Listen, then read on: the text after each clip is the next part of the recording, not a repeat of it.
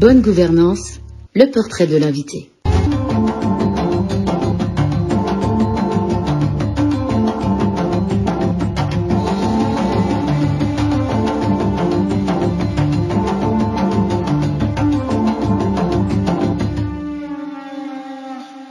Mesdames et messieurs, amis auditeurs et auditrices, celui que nous recevons ce soir dans le cadre de votre magazine d'entretien Bonne Gouvernance est de nationalité ivoirienne. Titulaire d'un diplôme d'études supérieures spécialisées, un DESS, en audit et contrôle de gestion, il a débuté sa carrière dans les départements administratifs et financiers de diverses organisations non gouvernementales.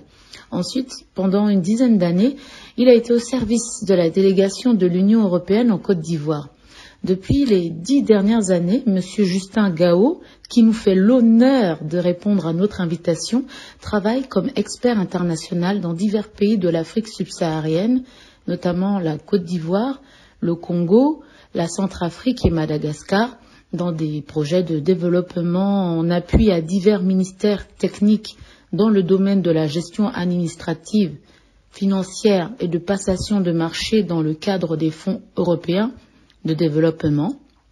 Avec lui, l'entretien de ce jour portera sur le rôle des organismes internationaux dans l'atteinte des objectifs de développement de l'Afrique. Bienvenue, Monsieur Justin Gao. Retrouvez Pablo Giscard tous les lundis, 17h-18h heure de Paris, pour 60 minutes d'entretien avec une haute personnalité africaine du secteur de l'administration publique.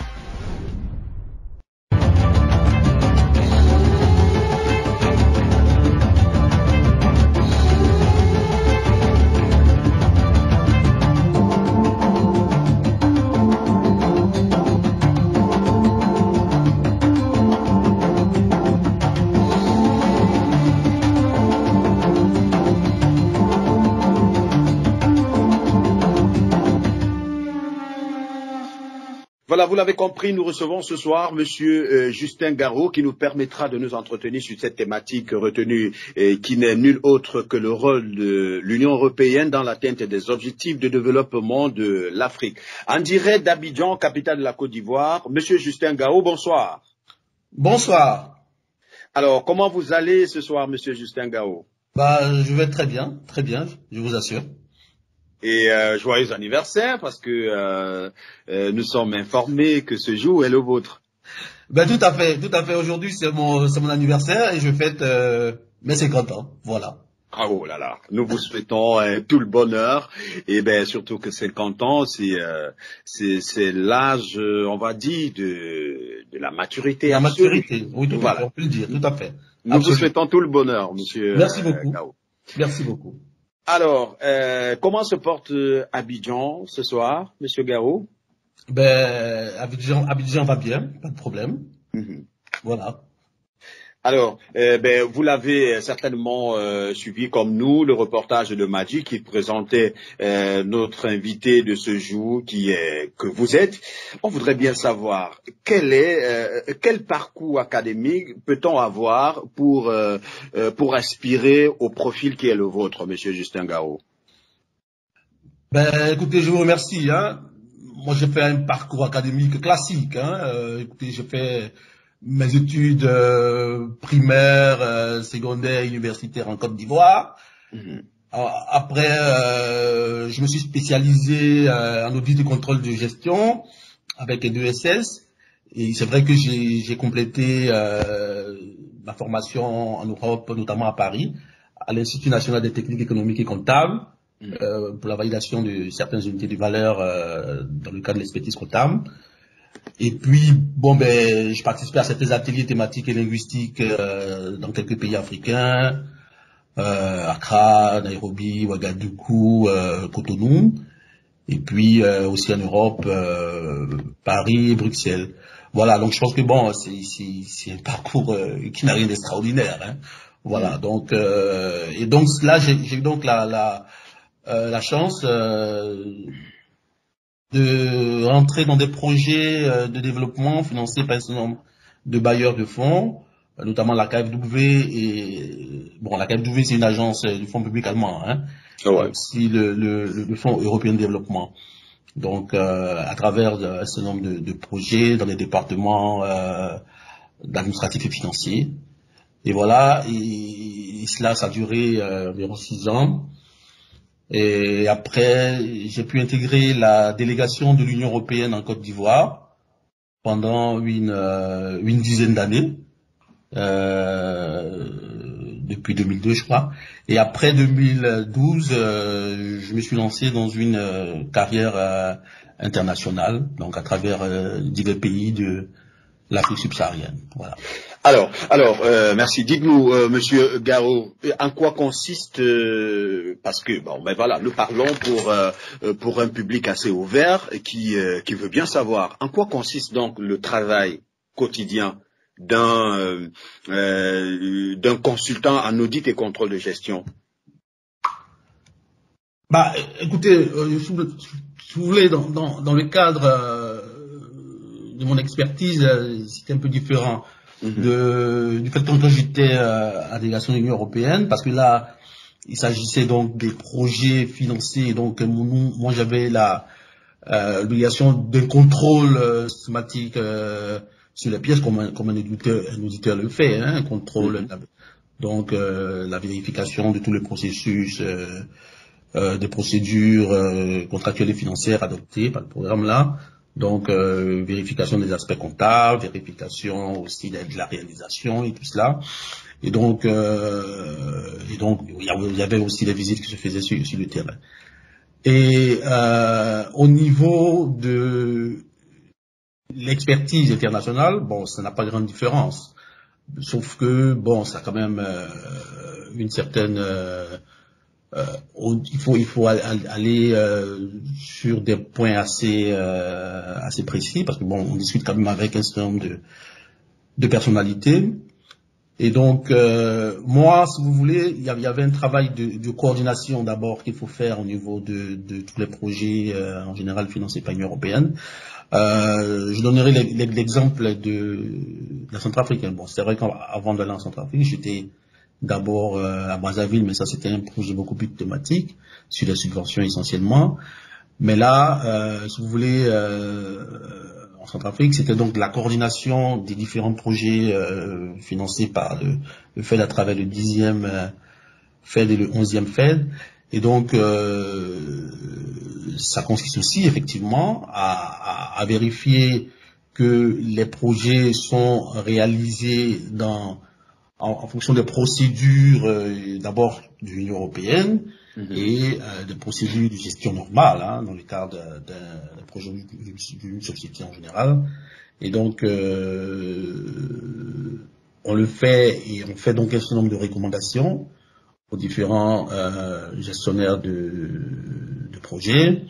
Et après, cela est vu non seulement par la partie nationale, hein, donc généralement il y a ce qu'on appelle l'ordonnateur national, il faut un peu de développement qui nous fait donc ces observations, et après le bailleur, notamment la délégation de l'Union européenne, fait aussi ces observations, et là après cela on analyse, et généralement ça se solde soit par une note de recouvrement, s'il y a des constatations qui sont faites et qui sont d'ordre financier, soit des malversations ou bien des constatations non réglementaires.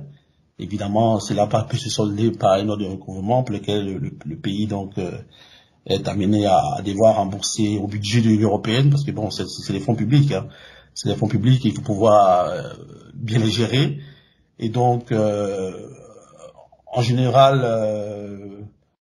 bon, ça se passe plus ou moins bien en fonction des différents projets, des différents, parce qu'on travaille avec les ministères techniques aussi, dans les ministères techniques, et donc bon, ça varie, les projets. Voilà. Nous y reviendrons certainement. Alors, Monsieur Gao, vous avez parcouru quand même l'Afrique subsaharienne, notamment en partant de votre Côte d'Ivoire natale pour Madagascar, en passant bien évidemment par le Congo, la Centrafrique. Aujourd'hui, quelle est votre expérience qui vous a la plus marqué dans cette aventure au compte de l'Union européenne, qui vous a notamment permis de faire le tour de plusieurs pays d'Afrique? Si on vous demandait de nous partager l'expérience la plus marquante, ça serait laquelle?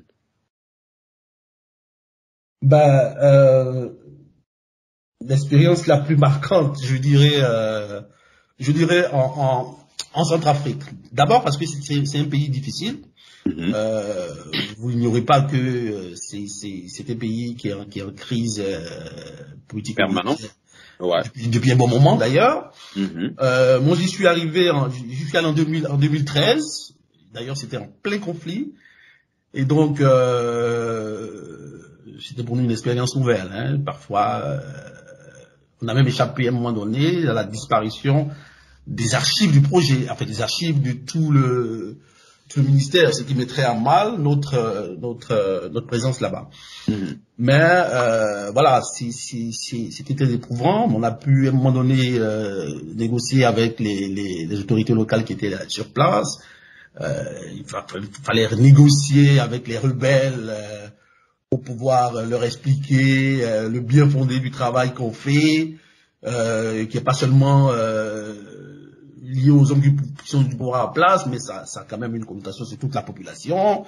Et voilà, donc il y avait cet aspect-là, mais également on est parti de zéro, hein. On est parti de zéro. Il y avait un certain nombre de projets qui étaient carrément à plat, qu'il fallait relever et tout ça.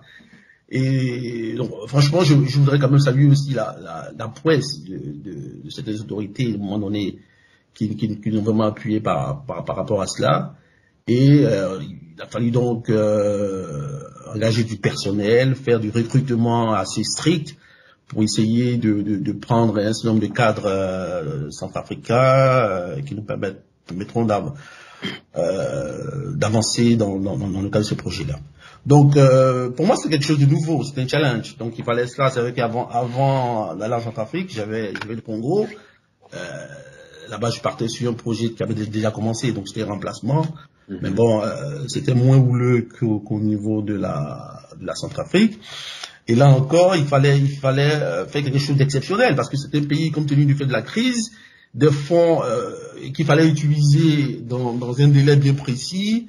Et on a fait quelque chose d'inédit. Il y a des projets pour lesquels on a dû demander des rallonges aux partenaires financiers, notamment l'Union européenne, qui avaient bien voulu accepter qu'on aille un peu repousser 1, 2, 3 années, parfois 4 années supplémentaires, afin de reprendre encore tout le processus d'identification de projets, de mise en place des indicateurs de projets, afin de permettre de lancer, par exemple, tous les appels d'offres qu'il faut, et trouver donc sur place un certain nombre d'entreprises privées qui veuillent bien réaliser, par exemple, dans le domaine des infrastructures. Ils sont obligés de le faire avec des entreprises sur place, même si parfois ils sont obligés d'essayer de travailler aussi avec des entreprises internationales. Voilà. Mais au final, on a quand même réussi à faire quelque chose. Je pense qu'entre 2013 et 2016, on a atteint quand même des objectifs assez louables, hein, notés par l'Union européenne. Ouais. Et il faut savoir que en Centrafrique, il y a eu quelque chose aussi d'exceptionnel. Il y a eu ce qu'on appelait le fonds Békou. Békou qui veut dire espoir en langue sango, qui était donc le premier fonds fiduciaire, un fonds d'investissement de l'Union européenne. Donc c'est là-bas que c'était quand même expérimenté.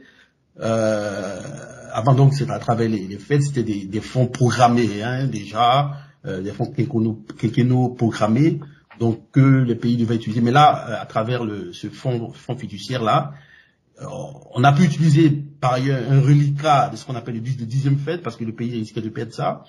Et après, il y a eu un apport de certains pays européens à travers leur budget direct, hein, qui n'était pas du budget de la Commission européenne.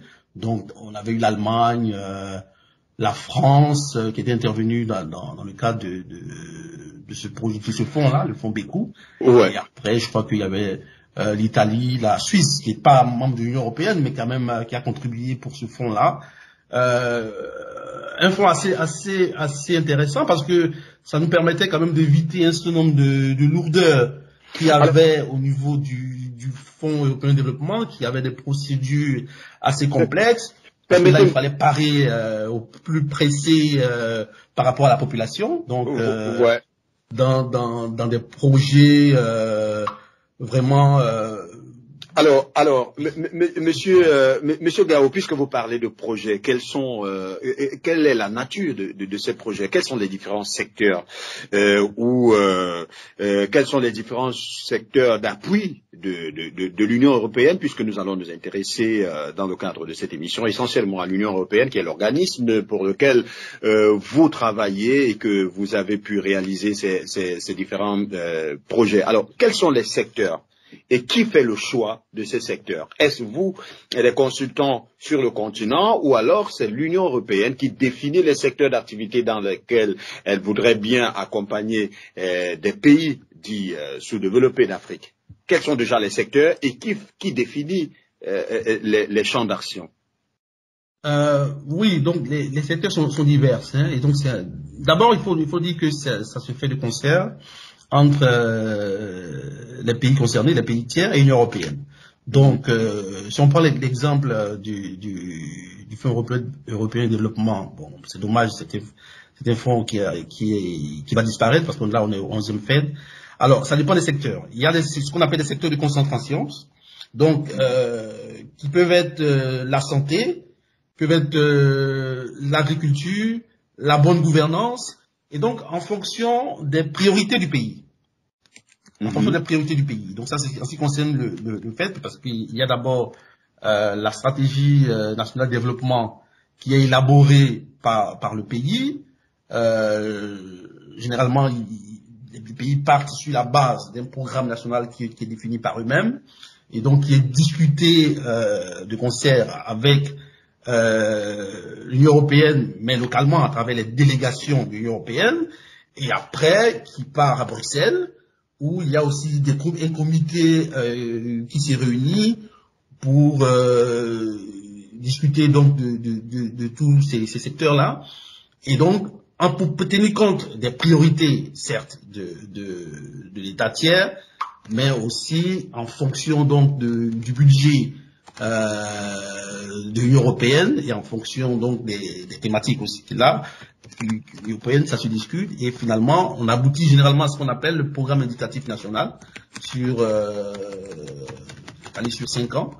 Et donc chaque pays signe, bien sûr, avant il y a d'abord les accords qui se fait au travers avec les sommets Union européenne et les pays ACP, donc les accords globaux qui sont faits, mais après chaque pays signe individuellement des programmes avec l'Union européenne, donc en fonction d'un certain nombre de priorités.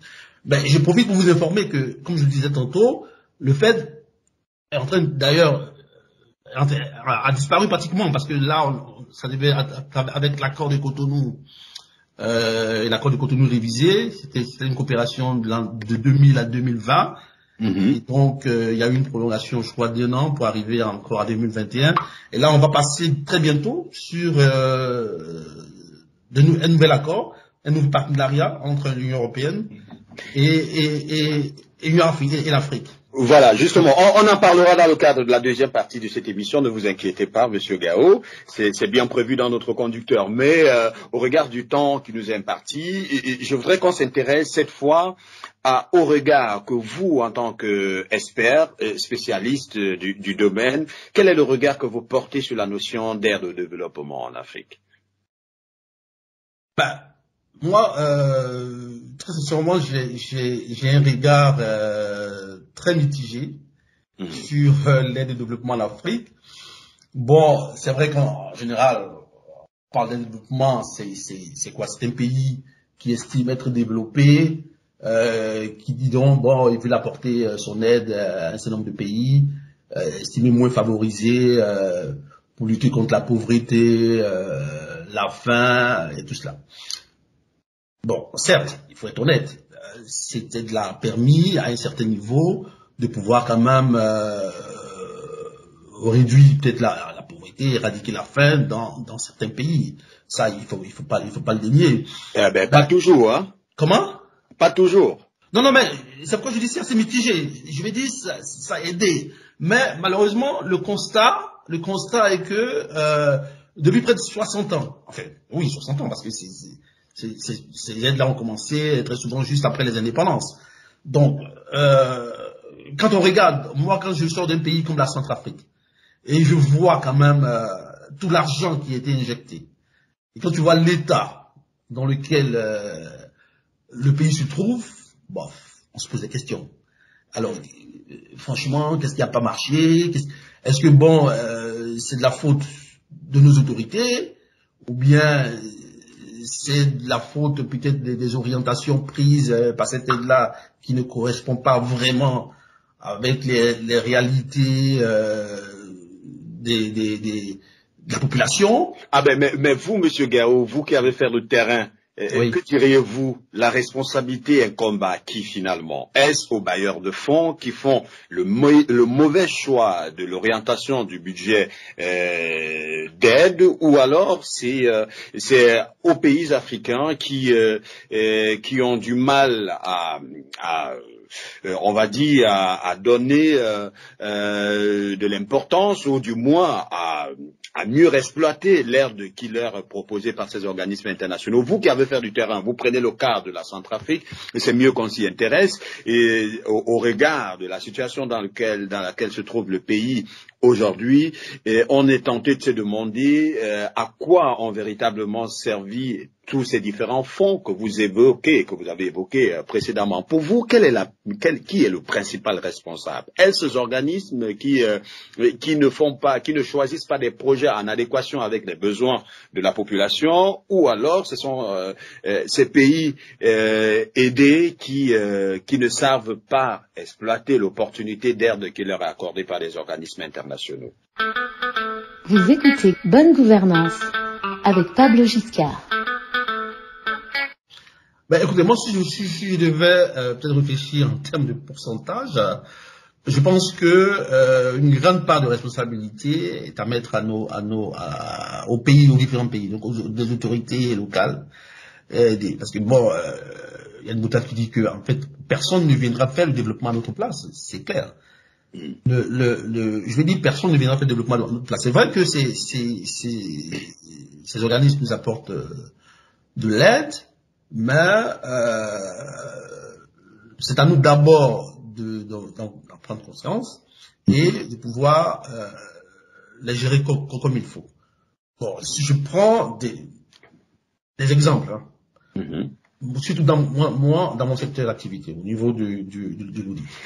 Direz-vous que parfois, donc on fait un certain nombre de recommandations, on constate par exemple qu'il y a des inéligibilités des dépenses, et on en parle, donc que ce soit à l'État concerné ou bien au bailleur, mais parfois cela n'est pas suivi des faits. Il faudrait pouvoir mettre la responsabilité sur les gestionnaires directs, parce que parfois tu as des gestionnaires, donc soit des fonctionnaires qui sont donc chargés de gérer les fonds, mais pour lesquels il y a une très mauvaise gestion.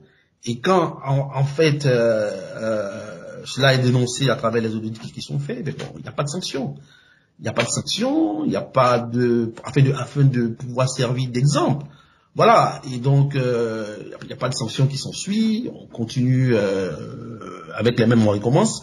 Et donc, ça, c'est un peu cela. Et puis, évidemment, vous savez très bien qu'il y a quelque chose qui gangrène l'Afrique, c'est la corruption.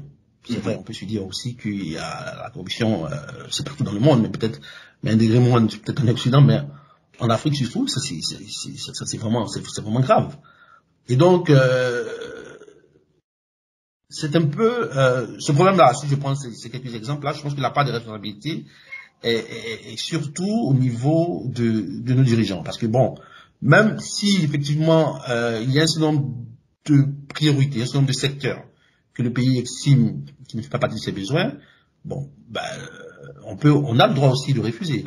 Ok. Voilà. Alors, avant de marquer la pause de cette première partie de notre entretien, Monsieur Gao, je voudrais quand même vous demander, pensez-vous que l'Afrique aujourd'hui a-t-elle vraiment besoin des organismes internationaux pour faire face à la pauvreté? Oui, absolument. On en a besoin. Ça c'est indéniable. On en a besoin parce que en termes de ressources financières, c'est un apport indéniable. Mais il faudrait à un moment donné trouver des stratégies pour que nous-mêmes, dans nos pays, on puisse pouvoir faire face à notre propre développement. On a un certain nombre d'industries, d'entreprises sur place.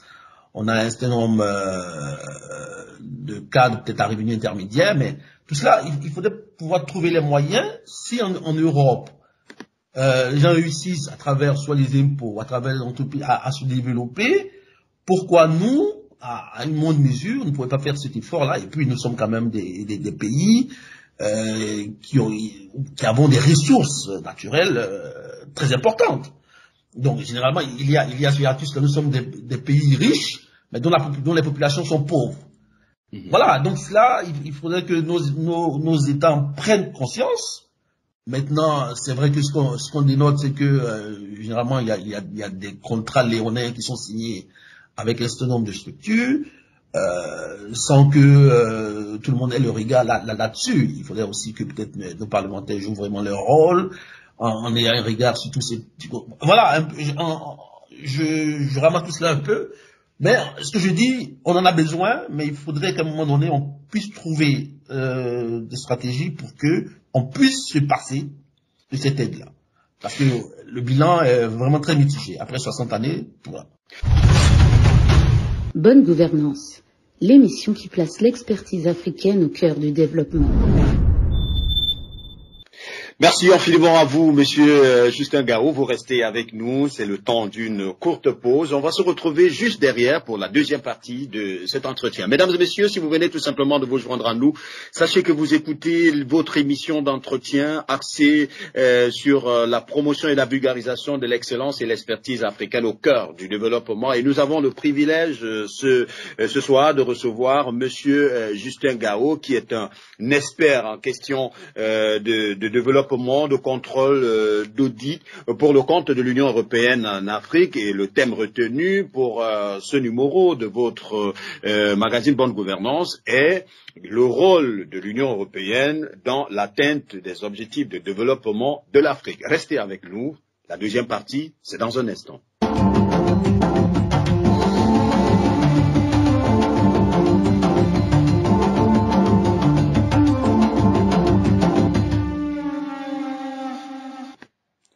Voilà, nous sommes de retour dans ce studio après cette courte pause pour la deuxième partie de cette émission Bonne Gouvernance, mais toujours accompagné de notre invité en direct d'Abidjan, Monsieur Justin Gao. Merci de rester avec nous et si vous venez tout simplement de vous joindre à nous, sachez que nous sommes là sur les antennes de l'Afrique d'une seule voix tous les lundis entre 17h et 18h, heure de Paris, dans le cadre de l'émission qui met l'expertise africaine au cœur du développement de notre continent.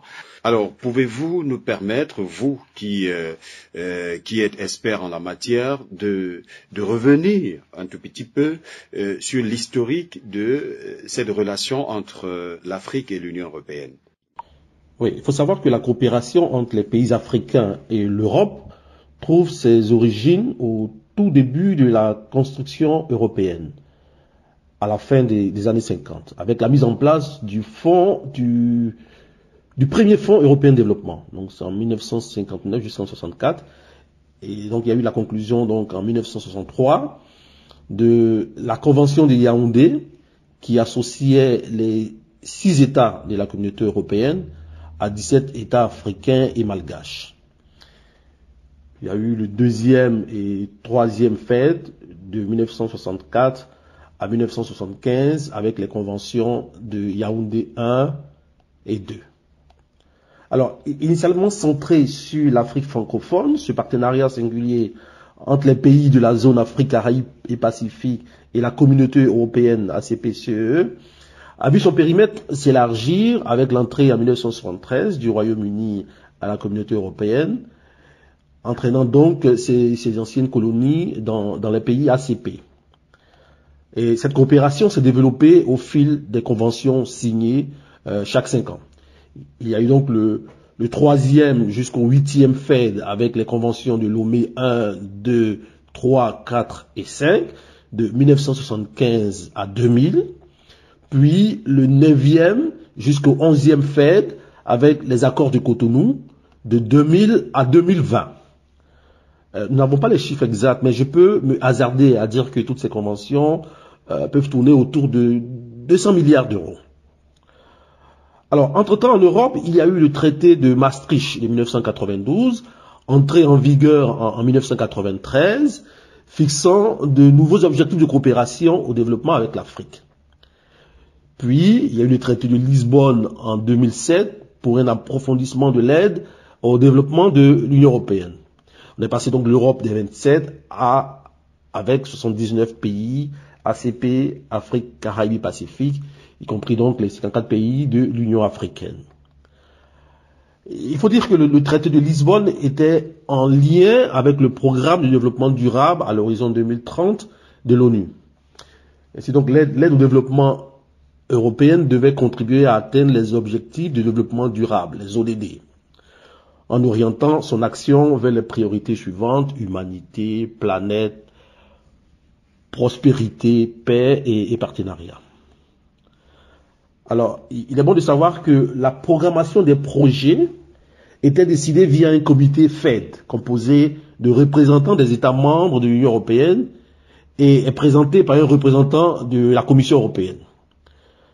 Le comité, qui se réunit tous les mois, jouait un rôle à 2 niveaux. Il examine la programmation de l'aide inscrite dans le cadre des stratégies pays et régions, ainsi que leur révision à l'occasion des revues à mi- et fin de parcours. Ce comité Fed adopte les propositions de financement de programmes et projets en fonction donc des seuils établis par les procédures contractuelles et financières du Fed. On aboutit à une procédure d'adoption suivant les règles de majorité qualifiée déterminées à partir des clés de contribution des pays européens au Fed. Alors, il est bon de savoir que le traité de Lisbonne de 2007 a consacré la mutation des délégations de la Commission européenne en délégations de l'Union européenne. Donc c'est devenu plus politique avec de nouvelles attributions des autres institutions de l'Union européenne, et ce pour favoriser le déploiement d'initiatives conjointes et un rapprochement avec les pays tiers et des relations directes entre donc les chefs de délégation de l'Union européenne qui ont un rang d'ambassadeurs soutenus par une vingtaine de contractuels et fonctionnaires européens. Donc, relation avec les ordonnateurs nationaux du Fed, généralement sont les ministres de l'économie, des finances ou du plan des pays ACP, et qui sont soutenus par une vingtaine de contractuels et fonctionnaires des pays tiers. On a donc assisté à la création depuis les années 2000 à plusieurs cellules d'appui aux ordonnateurs nationaux du Fed pour faciliter donc l'exécution des projets avec un travail de concertation entre le chef de délégation et les ordonnateurs nationaux du Fed. Car avant, toutes les décisions se prenaient à Bruxelles via le comité Fed, comme je le disais précédemment. Il faut savoir qu'au-delà de cette coopération entre l'Union européenne et l'Afrique, les États membres ont leurs propres accords bilatéraux et mènent leurs propres initiatives avec les pays en voie de développement qui ne sont pas financés directement par le Fonds européen de développement ou d'autres fonds communautaires. Voilà. Donc je pense qu'après plus de 60 ans de coopération, il serait très intéressant de faire un vrai bilan de cette coopération Union européenne ACP avec le Fed. Vous écoutez Bonne Gouvernance avec Pablo Giscard.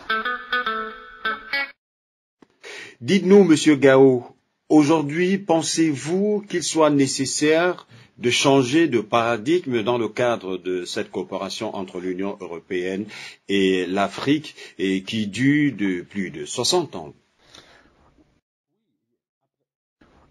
Oui, eh bien, après 60 ans de coopération entre l'Union européenne et l'Afrique, est-ce qu'il faut changer de paradigme? Oui, tout à fait. Et ce n'est pas moi qui l'ai dit. D'ailleurs, le dernier sommet Union européenne, Union africaine qui a eu lieu en février dernier à Bruxelles, a consacré ce nouveau partenariat. D'ailleurs, l'Union européenne annonce un gros programme d'investissement de 150 milliards d'euros dans le cadre de la Global Gateway. J'espérais que nos gouvernants ne seront pas dupes. Aujourd'hui, le monde a changé. La relation entre les pays colonisateurs et les pays colonisés doit changer. Vous remarquerez désormais qu'il y a plusieurs sommets de grands pays avec l'Afrique. On parle du sommet Chine-Afrique, Russie-Afrique, États-Unis-Afrique, certainement bientôt Inde-Afrique et Brésil-Afrique, pourquoi pas. Vous savez, j'entendais une jeune dame au cours d'un panel dire que l'Europe agit avec l'Afrique comme un couple où la dame a été martyrisée pendant longtemps avec des blessures et des ressentiments énormes. Et lorsque le monsieur se rend compte que cette dame commence à être draguée par de nombreux partenaires, alors le monsieur vient lui dire non, tu sais, il faut qu'on reparte de nouveau, nous allons mieux communiquer, nous allons agir ensemble, et tu verras, ça va aller. Vous voyez? Alors, effectivement, il faut changer de paradigme. Mais c'est à nos gouvernants de tirer les leçons du passé pour pouvoir mieux négocier. Voilà. Merci Monsieur Gao, et à vous chers auditeurs, sachez que vous écoutez l'Afrique d'une seule voix dans le cadre de votre émission Bonne Gouvernance, qui est cette plateforme par excellence qui met l'expertise africaine au cœur du développement de notre continent, qui est le vœu le plus cher pour nous tous qui avons de l'estime pour ce continent. Voilà. Alors, avant de poursuivre, et peut-être, puisque nous nous acheminons vers la fin de cet entretien avec Monsieur Justin Gao, qui est consultant de l'Union européenne pour plusieurs pays africains dans le cadre de fonds européens de développement. Et avec lui, nous tentons de comprendre le rôle de l'Union européenne dans l'atteinte des objectifs de développement de notre continent.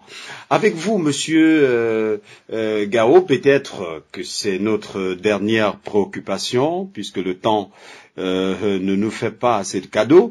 Je voudrais savoir, dans la perspective d'un nouveau contrat entre l'Union européenne et l'Afrique, quelles peuvent être vos propositions d'orientation du Fonds européen de développement?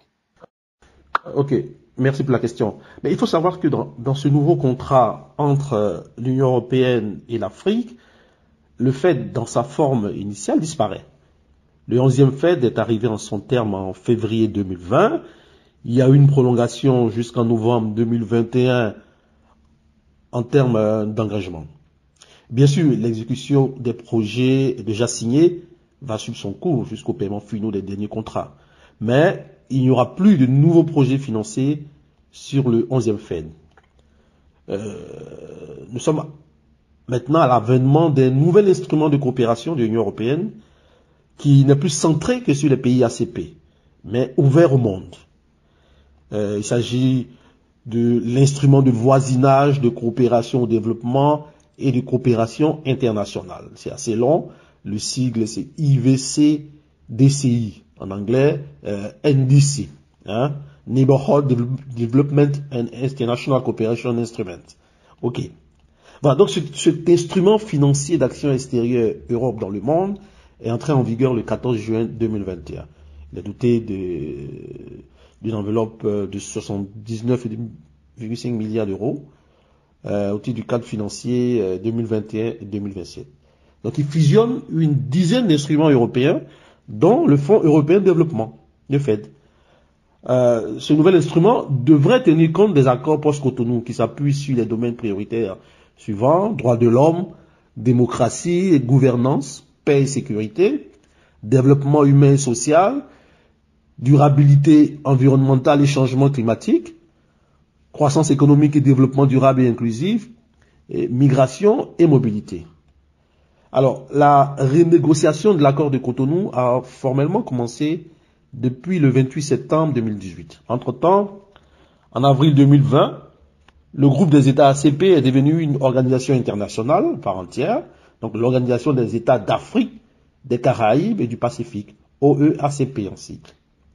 Alors, un accord politique pour un nouveau partenariat a été élaboré et finalisé le 3 décembre 2020. Pour pouvoir entrer en vigueur, l'accord doit être conclu ou ratifié par une sélection et un nombre minimal de parties. Et donc, la signature, l'application provisoire et la conclusion de l'accord seront soumises à l'approbation du Conseil européen sur la base de propositions de la Commission européenne. J'avoue que personnellement, je suis un peu sceptique sur l'impact réel de ce nouvel instrument pour le développement de nos pays. Et de mon point de vue, il n'y a pas eu de vraie concertation sur les priorités des pays tiers. Et je crois que déjà, dans certains pays, certaines conventions étaient déjà signées. Alors, il y a déjà quelques signaux qui m'inquiètent en tant qu'expert sur le terrain face à des situations concrètes. Par exemple, le rôle d'ordonnateur national pour chaque pays n'existe plus. C'est là aussi va consacrer le démantèlement des cellules d'appui aux ordonnateurs nationaux, je parlais de ça tout à l'heure, et donc la mise en chômage de plusieurs contractuels jeunes africains formés aux procédures contractuelles et financières des actions extérieures de l'Union européenne. Alors, je pense qu'une solution pour éviter ce démantèlement serait d'orienter les objectifs de ces cellules sur la coopération globale avec l'Union européenne et ce nouvel instrument de coopération. Oui, il est à craindre que les représentants des pays tiers ne jouent qu'un rôle d'interface plutôt que de jouer un rôle d'ordonnateur des engagements pour une vraie coordination de la coopération avec l'Union européenne. Et donc, je pense qu'au-delà du fait, il faut maintenir cette coopération ACPU. Et je salue les accords post-Cotonou. Malheureusement, ces accords sont toujours en négociation pour signature. Et récemment, réunis à Maputo en novembre 2022, le 3 novembre je crois, les membres du Parlement européen et leurs homologues de soins du pays d'Afrique, des Caraïbes et du Pacifique, ont lancé un appel pour la signature immédiate et l'entrée en vigueur de l'accord post-Cotonou. J'ose espérer que leur appel sera vite entendu.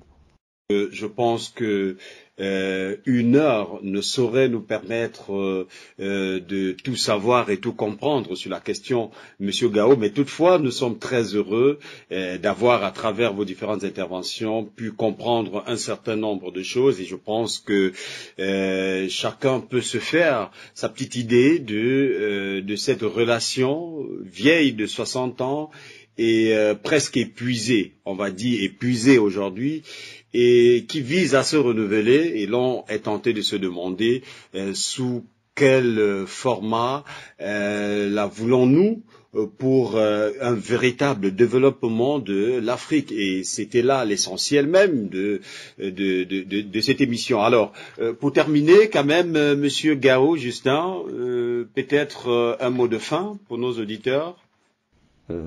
Écoutez, on ne va pas le nier. L'Europe est un grand partenaire pour l'Afrique. Vous savez, les investissements européens en Afrique sont plus de 5 fois supérieurs à ceux de la Chine. Et puis, 25% du commerce africain se fait avec l'Union européenne, contre 15% seulement avec la Chine et 2% avec la Russie. Ensuite, 90% des exportations africaines entrent dans l'Union européenne en franchise du droit. Alors, pour l'avenir, l'Europe, grâce à sa grande expérience comme vieux continent développé, pourrait nous accompagner dans la transformation numérique. Également, pour rendre notre agriculture plus efficace et plus durable. Vous savez, je suis toujours étonné, quand je vais au village, de voir que les vaillants manœuvres continuent encore à utiliser leurs machettes, d'abats et j'en passe. Et parfois pour désherber de grandes surfaces agricoles. Alors que ces outils-là ont disparu en Europe, si je ne m'abuse. Mais ce sont vraiment des moyens archaïques qui doivent disparaître de notre agriculture. Très sincèrement. Voilà. Et je pense aussi dans ce nouveau partenariat, enfin, en tout cas pour l'avenir, l'Europe peut vraiment nous accompagner pour construire de nouvelles infrastructures. Mais cela en consortium avec les entreprises locales, donc les entreprises africaines, pour qu'elles acquièrent de nouvelles compétences technologiques, mais aussi pour que leur permettre d'avoir un peu, de renforcer leurs capacités. Mais, et surtout, il faut que ce soit des infrastructures régionales, hein, qui doivent intégrer plusieurs pays africains, afin de renforcer les liens entre les peuples africains. Dans l'avenir, l'Europe peut nous accompagner pour la sécurité de nos concitoyens. Hein, lutter contre les djihadistes. Bon, certes, il y a certaines langues qui prétendent que les djihadistes sont soutenus par certains pays européens, mais ça, c'est un autre débat. Et très sincèrement, l'Europe peut nous accompagner à renforcer la paix et la sécurité sur notre continent. Elle en a l'expérience. Il faut qu'il y ait des missions concertées de formation entre les armées européennes et les armées africaines. Ce serait très intéressant. Un point très important pour moi, il faut que l'Europe collabore avec l'Afrique pour investir dans notre jeunesse, pour leur donner un espoir sur place, afin qu'elles ne soient plus tentées de risquer leur vie dans la Méditerranée. L'Europe en a les moyens. Et très sincèrement, ce sera un investissement gagnant pour nos deux continents. La jeunesse est une énorme ressource pour l'Afrique. Il faut compter sur elle pour l'avenir. Comme mot de fin, je voudrais vous remercier et remercier votre radio, l'Afrique d'une seule voix, de m'avoir donné cette opportunité de m'exprimer. J'espère que cette intervention pourra édifier vos auditeurs, que je salue, et dont les premiers seront certainement mon épouse Armelle Poli et mes enfants Sébastien, Nathan, Marie, Esther et Eva. Excellente soirée à tous. C'est nous qui vous remercions d'avoir répondu à notre invitation afin de permettre à nos auditeurs d'être édifiés sur les enjeux de coopération dans le cadre du développement entre l'Afrique et l'Europe. Nous espérons bien évidemment vous revoir très prochainement sur nos antennes. Monsieur Justin Gao. Mesdames et messieurs, avant de se séparer, il serait important de retenir aujourd'hui que l'Afrique et l'Union européenne se retrouvent confrontées à des problématiques et à des défis communs tels que la pandémie de Covid-19, dans laquelle nous y sommes toujours, l'impact de la guerre Russie-Ukraine et bien sûr le changement climatique. Une situation qui devrait amener les sociétés africaines et européennes à collaborer plus étroitement et de façon plus équitable. Lors du 6e sommet Union européenne-Union africaine, nouvelle appellation du mariage entre l'Europe et l'Afrique, tenu à Bruxelles les 17 et 18 février 2022, une déclaration conjointe sur les visions partagées pour 2030 avait été adoptée, lors de ce sommet, annonçant bien évidemment un ensemble d'investissements d'au moins 150 milliards d'euros. Monsieur Justin Gao nous a d'ailleurs rappelé cela au cours de notre entretien. Et ce montant qui était donc destiné pour le financement de la transformation numérique, les énergies renouvelables, l'éducation et plus encore sur le continent africain.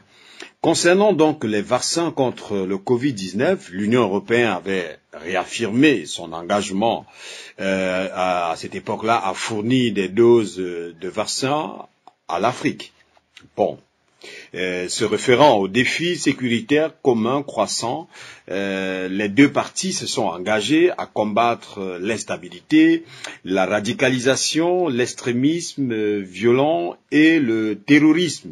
De toutes les façons, en fonction de votre position de lecture, d'aucuns peuvent estimer que nous sommes d'une façon peut-être différente d'exécution, toujours sous domination dans cette posture de besoin permanent, ou alors de besoin d'aide permanent, on va le dire ainsi. Même si ça remet, il est important de le rappeler, au bout du jour, la question de la dépendance africaine. il est tout de même important de noter que ce qui nous intéresse, nous, Africains, et plus particulièrement cette jeunesse africaine et cette diaspora, ne doit pas être cette question de savoir qu'est-ce qu'on nous donne, mais surtout celle d'un véritable développement humain au cœur de cette coopération. Nous sommes sans ignorer que l'Afrique abrite la population la plus jeune du monde, avec environ 1 million d'Africains entrant sur le marché du travail chaque mois. Cependant, plus de 390 millions de personnes vivent au-dessous du seuil de pauvreté et moins de 10% des 18 et 24 ans sont inscrits dans l'enseignement ou suivent des formations post-scolaires, pour ceux qui auront décroché, et l'investissement dans les personnes est donc ici considéré comme un pilier essentiel de la future coopération entre l'Union européenne et l'Afrique. La priorité étant donc accordée à la lutte contre les inégalités, aux jeunes et à l'émancipation des femmes. Des conditions de travail décentes étant essentielles pour offrir des perspectives à une population en croissance rapide, tout comme des systèmes de protection sociale inclusifs, des mesures contre le travail des enfants et le travail forcé et une transition de l'économie informelle qui représente aujourd'hui 86% des emplois en Afrique vers l'économie formelle. Et pour finir, une autre priorité devrait être l'amélioration des soins de santé parce que pour aspirer à un véritable développement de notre continent, la bonne santé des populations devrait être une priorité, car le renforcement des systèmes de santé nationaux peut rendre plus résistants les pays aux différentes crises futures. Voilà donc ce qui était essentiel à retenir de cet entretien, mesdames et messieurs. Merci infiniment de nous avoir suivis. Merci de rester fidèles au programme de l'Afrique d'une seule voix. C'est la radio qui nous rassemble et nous ressemble. C'est bien évidemment ce canal qui lie désormais l'Afrique à sa diaspora et de façon plus objective et plus pragmatique dans la recherche des mécanismes d'accélération de développement de notre continent dans le but de créer une Afrique plus solide et plus prospère. On espère pouvoir vous retrouver sur ces mêmes antennes lundi prochain lorsqu'il sera à 17h pour un autre numéro avec une autre haute personnalité africaine, expert d'un domaine bien précis et qui acceptera de partager son expérience avec nous afin d'apporter sa contribution à l'édification des peuples africains et la diaspora. Point final pour bonne gouvernance de ce lundi 12 décembre 2022. Rendez-vous lundi prochain pour un autre numéro. D'ici là, restez câblés au programme de l'Afrique d'une seule voix. Enfin, une radio qui donne la voix à l'expertise africaine pour son développement. Bonsoir, Makokou, c'est au Gabon.